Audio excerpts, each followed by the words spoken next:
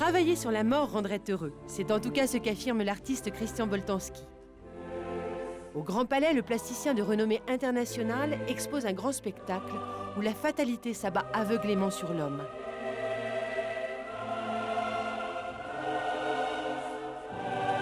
Fragilité de l'existence, hasard de la destinée, autant de thèmes qui hantent depuis toujours l'esprit de cet artiste. Chaque artiste, en tout cas, presque chacun de nous, a un problème. Et un problème qui est souvent lié à un problème psychanalytique, mais qui peut être aussi, par exemple, dans mon cas, plutôt lié à un problème historique. Et toute sa vie, il va essayer de comprendre ce problème et d'en parler. Christian Boltanski est né d'un couple mixte, juif et catholique. Pendant la guerre, sa mère cache son mari sous le plancher.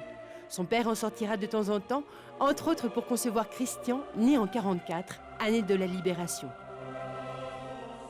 L'histoire dit que mon père, et que c'était une de ses premières sorties parce qu'il était resté 2 ans caché dans cette maison sous le plancher, est sorti, a été à la mairie, a annoncé qu'il avait un fils et il a désiré l'appeler Christian par rapport à ma mère et Liberté par rapport à lui. Et donc quand j'étais petit, c'était à la grande plaisanterie, Liberté, tiens-toi tranquille, Liberté, fais pas le con, Liberté, travaille. Bon. Christian Liberté, donc, grandit avec une peur bleue de la vie.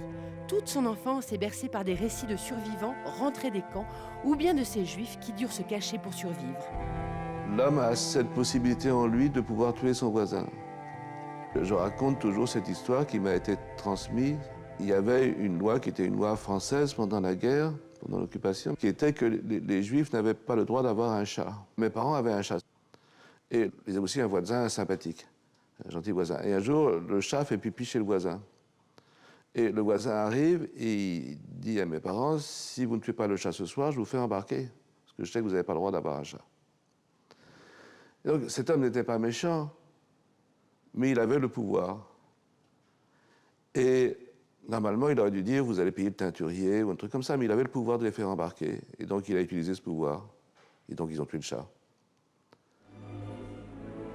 Si ces témoignages provoquent un sentiment d'insécurité chez le jeune enfant, ils exercent aussi une grande fascination. Quand j'étais petit, je sais que je m'amusais, j'étais souvent en voiture avec mes parents, et on m'avait dit qu'il y avait eu 6 millions de morts. Et donc, je regardais tous les gens dans la rue, et je les comptais, et je me disais tous morts. Et naturellement, je n'arrivais pas à beaucoup de monde. Mais ce qui était le plus frappant, c'est que ça touchait le boucher, le petit garçon bon à l'école, le sale gosse qui aime se battre, le footballeur. C'est que ça touchait tout le monde. Chez les Boltanski, personne ne sort jamais seul. Le clan est uni dans l'angoisse. Tous dorment dans la même chambre. Les parents dans leur lit, les enfants à côté, dans un sac de couchage. Je suis sorti moi-même dans la rue pour la première fois à 18 ans, seul. Donc il y avait cette idée, où il n'y avait plus de raison, mais cette idée que le danger était encore là. Et il me reste des bribes de ça. Enfin, il me reste des bribes, je sais que tout est dangereux. Profondément ascolaire, Boltanski ne va pas à l'école. Seul l'art intéresse cet ado quasi autiste. La peinture devient son seul moyen d'expression avant de devenir son métier. La première fois où j'ai vraiment compris ce que je devais faire, j'étais en voiture avec mes parents, je devais avoir 23, 24 ans, et j'étais un peu retardé. J'ai brusquement eu le flash, j'ai brusquement compris que cette vie, c'est la vie que je vivais avec eux, ce côté un peu comme ça protégé, était terminé. Que même allait mourir et que cette période de ma vie, mon enfance, était tout à fait morte.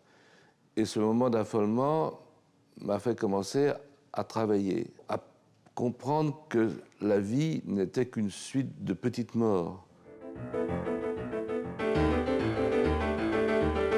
Tadeusz Kantor a dit ça très mieux que moi. Il a dit on porte un enfant mort en nous. Et donc j'ai compris que je portais le Christian mort. Garder les traces de l'enfance, du temps, du vivant est l'obsession de Boltanski.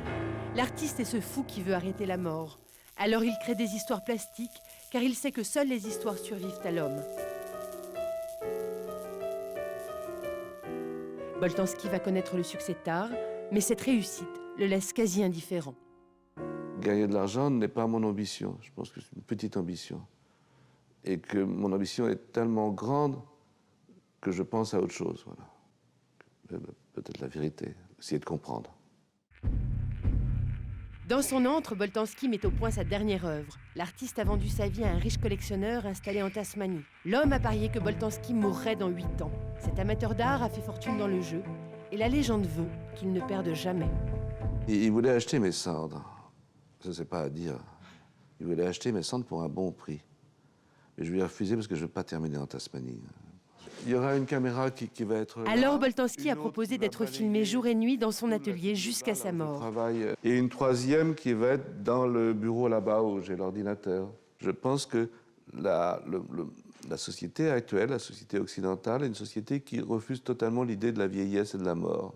Ce refus actuel de montrer ces signes de vieillissement et de parler de la mort, qui est un tabou terrible, sont des choses qui sont mauvaises pour le bonheur.